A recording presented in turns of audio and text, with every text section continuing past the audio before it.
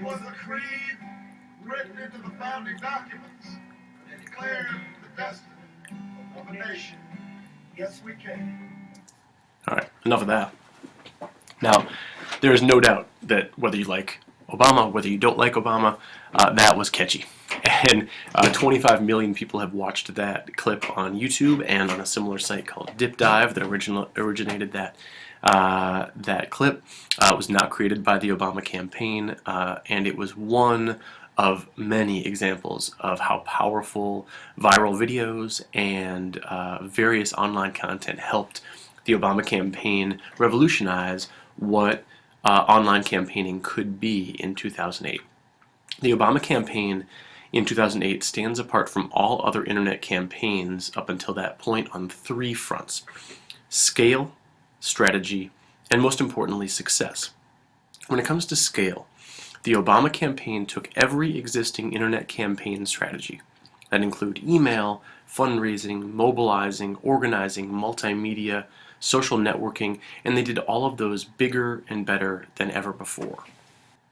Second, the campaign had an integrated internet strategy, which was embedding the internet into every facet of the overall campaign strategy. It used to be that you had a traditional campaign and an online campaign. Obama said at the very beginning, or the Obama campaign strategized from the very beginning, they were going to embed this technology into their campaign, and ultimately that was going to be how they were going to challenge Hillary Clinton originally, and then eventually once they had the nomination, try to win the White House in the general election. And a great example of this is what you see here. It may be hard to read this, but this text message says, "Barack has chosen Senator Joe Biden to be our VP nominee. Watch the first Obama-Biden rally live at 9 p.m. Eastern on BarackObama.com. Spread the word."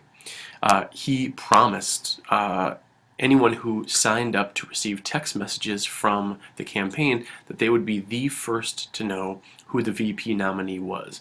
That very, very innovative tactic added millions of people to their email lists, millions of people to their phone bank lists, and ultimately was one example of a number of really innovative ways to add the amount of information that the campaign had about potential volunteers and potential voters. This was enormously, enormously important. Third, after scale and size, was success. They won. In 2008, they won, and this is what Matthew Heinemann was talking about in 2004, the letdown of the Howard Dean campaign ultimately not winning. In 2008, Obama did win, and he showed and his campaign showed what an integrated, embedded internet campaign could do if the technology was integrated with the strategy of the campaign from the beginning. And this, more than anything else, ushered in, I think, or created a blueprint that other campaigns would follow in the future. Innovations directed towards creating a sense of community among Obama supporters was a really important part of what the Obama campaign actually achieved.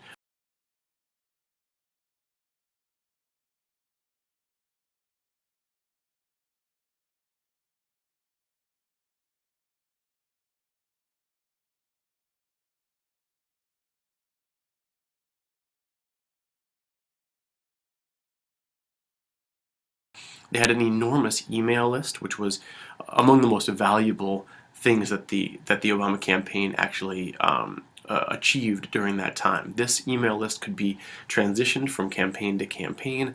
Now they're transitioning this to Democratic candidates across the board, and this was really important. They also had a cost-effective and direct online multimedia message machine. They were able to regularly update the videos that they were showing. They were able to coordinate what was happening on the website with what was being sent out to the public. And all of this multimedia became more and more important as people wanted to watch clips, wanted to watch videos as opposed to reading long texts of speeches.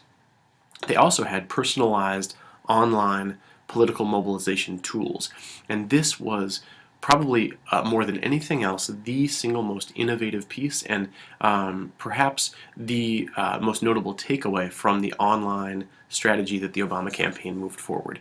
They created essentially the centerpiece of their web presence, which was www.mybarackobama.com, which was generally referred to as MyBo. MyBo was a custom-built social networking site fully embedded into the official campaign website. It became an action center where users could directly connect to local campaign activity along the lines of what happened with the Dean campaign and their meetups. Now you could get all of that in a one-stop shop right from MyBo. Much of the credit for how this worked, how this interface felt, and the web experience for volunteers, much of that credit goes to Chris Hughes, who was one of the co-founders of Facebook, who was hired by the Obama campaign as a director of online organizing, and he played an important role in the design of MyBo. And as with other social networking sites, users could personalize their site by creating profiles. They could post pictures of themselves, they could write their own blogs, they could set up their own personalized fundraising pages, which were really, really important. And they were given tools to take political action, such as making campaign calls right from home. They could get caller lists, call in, record the data right online, and they didn't have to go into a phone banking center as they always did before. All of this activity and all of these tools were then gamified. Gamified means that they were created into a sort of a mini game within MyBo. There was an incentivized system which gave points, awarded points for different activities, and ultimately this continually motivated supporters in a way that had been used before, but ultimately was used extremely well and extremely effectively by the Obama campaign in 2008. The campaign's online presence was also constantly monitored and analyzed by the campaign itself in order to maximize efficiency and utility. One of the keys of this analytical team within the Obama campaign was Dan Soroker, and Dan Soroker will be the speaker in the next video that we're going to see. You don't need to watch all of this, but you can jump around. At 5 minutes, he's going to be talking about the organizing of the campaign, how they did it. At 8 minutes 30 seconds, there's going to be some information about the results that they got. 11 minutes, he's going to be talking about fundraising, and 12 minutes, how they did all of it. I would like you to focus as much as anything else on this latter piece, on how they did it, using what they call the A/B testing and constantly modifying and changing the sorts of messages that they sent out through the online campaign, and how they were able to maximize the effectiveness of what they were trying to actually do there. So I'll turn it over to Mr. Soroker, and we'll pick it up after that.